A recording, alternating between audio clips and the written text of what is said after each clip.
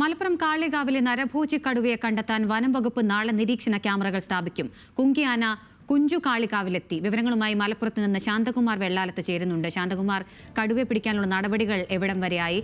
എന്തൊക്കെയാണ് ലഭിക്കുന്ന വിവരങ്ങൾ? കടുവ ദൗത്യത്തിന് വേണ്ടിയിട്ടുള്ള കുങ്കിയാനയാണ് ഇപ്പോൾ കാളികാവിലെത്തിയിരിക്കുന്നത്. കാളികാവ് ഗവൺമെൻറ് LP സ്കൂളിന് സമീപത്ത് ഈ ആനയെ ഇറക്കുന്നതിനുള്ള, കുങ്കിയാനയെ ലോറിയിൽ നിന്നും ഇറക്കുന്നതിനുള്ള ശ്രമമാണ് ഇപ്പോൾ നടക്കുന്നത്. ഒരു ആനയാണ് ഇന്നത്തെ ഒരു ആന, ഒരു കുങ്കിയാനയെ നാളെയും കൊണ്ടുവരുമെന്നാണ് വനംവകുപ്പ് അറിയിച്ചത്. 2 കുങ്കിയാനകളുടെ സാന്നിധ്യത്തിലായിരിക്കും ഈ കടുവ ദൗത്യം ഉണ്ടാവുക എന്നാണ് ഇപ്പോൾ വനംവകുപ്പും അറിയിച്ചിരിക്കുന്നത്.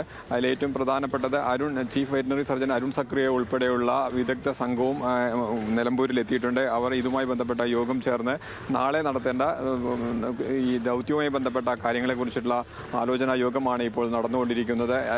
വനംവകുപ്പ് നാളെ ഈ കടുവ ദൗത്യത്തിന് വേണ്ടി 12ലധികം നിരീക്ഷണ ക്യാമറകൾ സ്ഥാപിക്കുമെന്നും അറിയിച്ചിട്ടുണ്ട്. അങ്ങനെ വലിയ തോതിൽ വലിയ ഒരു പ്രതിഷേധം തന്നെ ഉയർന്ന സാഹചര്യത്തിൽ അവയ്ക്കെല്ലാം ഒരു ശാശ്വത പരിഹാരം കാണുന്നതിന് വേണ്ടി ഈ കടുവയെ കണ്ടെത്തുന്നതിന് വേണ്ടിയുള്ള ശ്രമത്തിൽ തന്നെയാണ് വനംവകുപ്പ് ഉള്ളത്.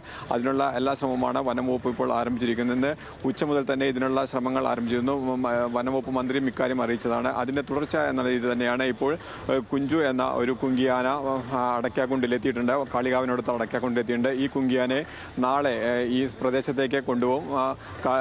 മലമുകളിലേക്ക് കൊണ്ടുപോയി കടുവ നിരീക്ഷണം നടത്തുന്നതിന് വേണ്ടിയുള്ള പ്രധാനപ്പെട്ട ദൗത്യത്തിൽ ഏർപ്പെടാൻ വേണ്ടിയാണ് ശ്രമം നടക്കുന്നത്. ഒപ്പം തന്നെ മറ്റൊരു കുങ്കിയാനയും നാളെ എത്തുന്നുണ്ട്.